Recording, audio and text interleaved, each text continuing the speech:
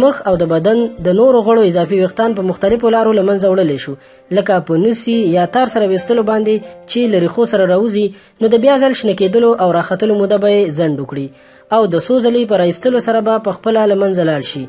خو نن در سره یوه نسخه شریکوم چې دا کولی شي د مخ د اضافي ویښتانو په له منځه وړلو کې تاسو سره مرسته وکړي. تاسو به داسې وکړئ چې د هګۍ سپین به په یو لوښي کې واچوئ، ورسره به بوره یعنې چیني او اوړه هم ګډ کړئ او تر هغې به یې میکس کړئ تر څو د خمیرې شکل او جوړښت اختیار کړي. وروسته به یې د مخ په هغه ځایونو وموښئ په کوم ځای مو چې د مخ اضافي ویښتان وي او تر هغې به یې پرېږدئ تر څو چې ښه وچ شي. په یاد ولرئ چې څو ځله دا کار تکرارول د دې لامل ګرځي چې ویښتان مو له منځه یوسي. په یو ځل سره نه کېږي، باید دا کار څو ځلې تکرار کړئ. په فایده به یې خپله پوه شئ. په دې هیله چې دا ویډیو به مو خوښه شوې وي. له نورو همدغسې طبي، اسلامي او نورو ګټورو ویډیوګانو لپاره در سره زموږ چینل ضرور سبسکرایب کړئ.